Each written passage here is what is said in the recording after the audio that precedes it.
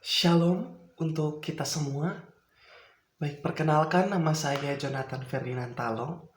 Saya adalah mahasiswa Fakultas Ilmu Teologi Universitas Kristen Satya Wacana. Saya berumur 23 tahun dan saya berasal dari Nusa Tenggara Timur. Maksud dan tujuan saya berada di hadapan Bapak Ibu jemaat sekalian untuk melangsungkan praktek berkhotbah saya sebagaimana adalah salah satu syarat untuk memenuhi standar kelulusan dalam mata kuliah tersebut.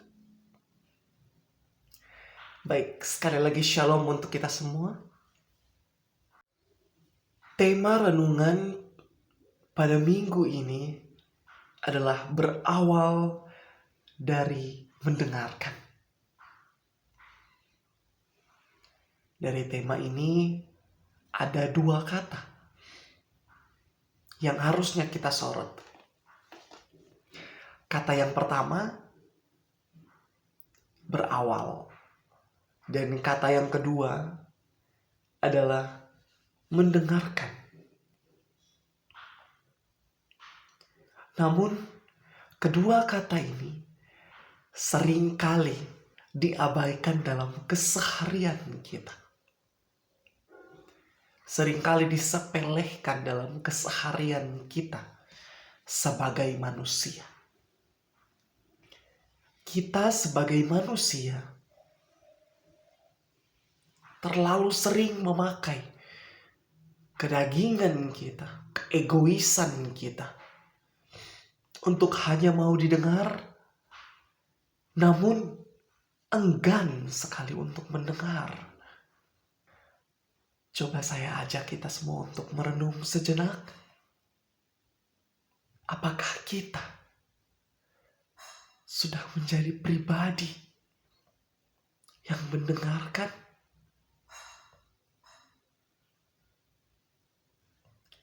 Mari kita simak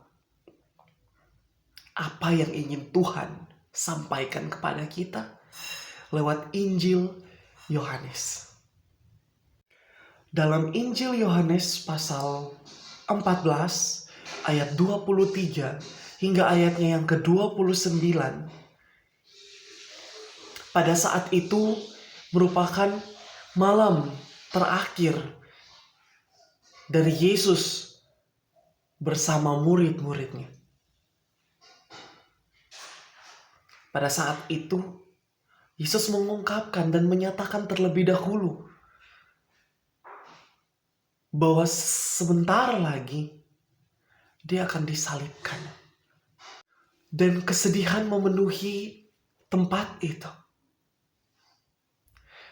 Kesedihan yang didapati dari murid-muridnya,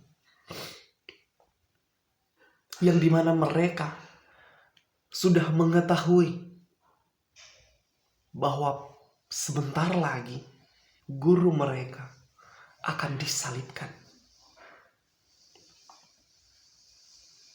Dan Yesus meminta mereka untuk percaya agar ketika hal itu terjadi, mereka sudah tidak dipenuhi dengan rasa bingung dan bertanya-tanya lagi. Di saat yang bersamaan, Yesus juga meninggalkan pesan kepada mereka untuk saling mengasihi satu dengan yang lain. Yesus juga meninggalkan pesan damai sejahtera yang akan selalu melingkupi dan mengelilingi mereka dimanapun mereka berada. Adanya janji keselamatan yang Yesus berikan kepada murid-murid pada malam terakhir itu. Jemaat Tuhan yang terkasih, ketika Yesus meninggalkan pesan untuk saling mengasihi,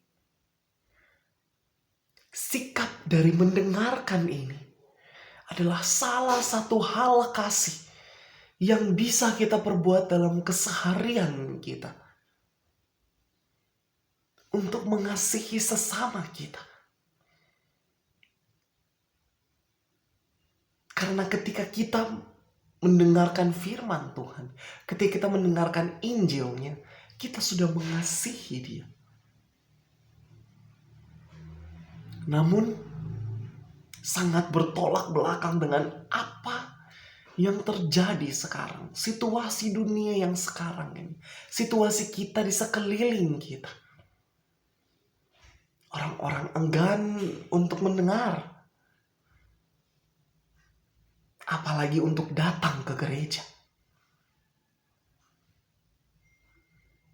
Mereka hanya mau didengar, memakai jabatan mereka, memakai pangkat mereka, memakai status mereka, untuk menuntut sekeliling mereka harus mendengarkan mereka. Namun satu yang kita tidak pahami, ketika kita memulainya dengan mendengarkan orang, bahkan mendengarkan firman itu sendiri, kita sudah melakukan kasih, kita sudah menerapkan kasih kepada sekeliling kita. Jemaat Tuhan yang terkasih, Tuhan ketika mau berbicara kepada kita, ketika Dia mau meninggalkan pesan bagi kita, tidak hanya lewat firman yang kita baca setiap hari, namun Tuhan bisa datang melalui siapa saja. Tuhan bisa berbicara lewat siapa saja yang ada di sekeliling kita. Namun ketika tidak berawal dari mendengarkan, sampai kapanpun kita tidak akan pernah mengetahui apa yang sebenarnya Ia pinta dari kita. Apa yang sebenarnya Ia kehendaki dari kita. Saya teringat akan satu lagu. Lagu ini merupakan lagu yang sangat lama. Mungkin lagu ini mengingatkan kita kepada masa sekolah minggu kita pada waktu kecil. Lagu ini berjudul Dengar Dia Panggil Nama Saya. Mungkin kita bisa menyanyikannya bersama-sama. Dengar Dia panggil nama saya, dengar Dia panggil namamu,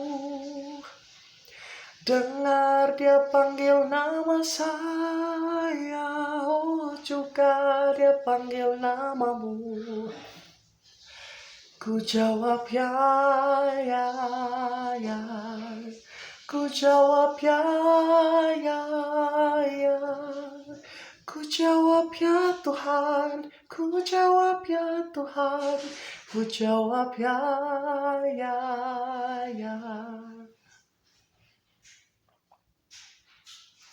Seperti yang sudah saya jelaskan tadi, lagu ini merupakan lagu yang sangat lama yang mengingatkan kita kepada masa kita saat berada di sekolah minggu. Dan dalam lagu ini ada kata, ku jawab ya Tuhan, ku jawab ya Tuhan. Dan sebenarnya sikap mendengarkan itu, sikap respon seperti itu yang ingin kita bawa kepada Tuhan. Itulah yang Tuhan pinta daripada kita. Saat-saat seperti ini mengingatkan kembali kepada kita pentingnya mendengarkan suara Tuhan. Bahkan dalam Kisah Para Rasul pasal 16 juga menceritakan betapa Paulus mau mendengarkan. Di tengah-tengah dia menjalankan perjalanan misi dia untuk memberitakan Injil, ada satu sosok yang bernama Lydia Yang dimana sosok ini juga mendengarkan Injil, mendengarkan firman Tuhan. Dan ketika dia mendengarkan, hatinya tergerak. Tuhan membuka hatinya. Dan ketika mereka mau beranjak dari tempat itu, Lydia menyiapkan tempat bagi orang-orang yang memberitakan Injil. Jemaat Tuhan sekalian, mari kita semua menjadi pribadi Kristen yang mau untuk mendengarkan dengan dua cara sederhana ini. Cara yang pertama, yaitu mau menjadi pribadi yang peka. Ketika kita menjadi pribadi yang peka, kita bisa tahu apa yang ingin Tuhan sampaikan kepada kita. Lewat firman Tuhan, lewat apa yang kita baca, bahkan apa yang kita dengar. Orang-orang yang ada di sekeliling kita, bisa saja Tuhan datang lewat mereka untuk menyampaikan sesuatu kepada kita. Namun ketika kita tidak peka, sampai kapanpun itu, kita tidak akan mengetahui apa yang ingin Tuhan sampaikan kepada kita. Apa yang betul-betul mau dikehendaki dari kita. Cara yang kedua, yaitu menuntut diri kita sendiri untuk mau mendengar terlebih dahulu, daripada menuntut sekeliling untuk didengar.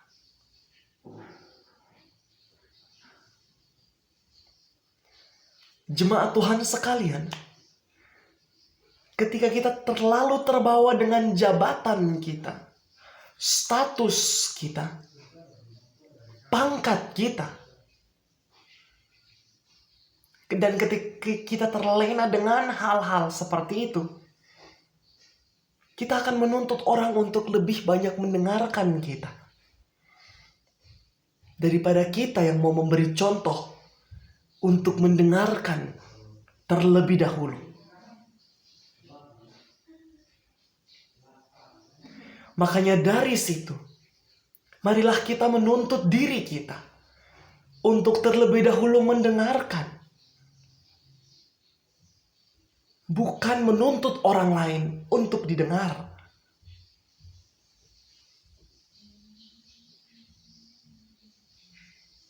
Agar kita bisa tahu apa yang betul-betul ingin Tuhan sampaikan kepada diri kita. Apa yang perlu kita patuhi dari Dia. Kita menjadi panutan untuk sekeliling kita. Kita tahu apa yang betul-betul ingin Tuhan kehendaki dari kita. Dari situ, kita tidak akan melakukan hal-hal di luar kehendaknya. Karena kita mau untuk mendengarkan. Dari dua cara ini, mari kita renungkan, mari kita resapi. Bahkan mari untuk sama-sama kita aplikasikan dalam kehidupan kita. Bukan besok, bukan kemarin, tapi hari ini, detik ini, selepas dari sini. Mari kita aplikasikan dua cara sederhana ini untuk mencerminkan salah satu ciri Yesus yang ada dalam diri kita kepada lingkungan sekitar kita. Dengan begitu, secara sadar atau tidak sadar, kita sudah melakukan hal kasih itu dengan mendengar. Marilah kita semua memulainya dengan mendengar, sama seperti tema minggu ini yang sudah mengajak kita untuk berawal dari mendengar. Selamat merenungkan. Tuhan Yesus memberkati.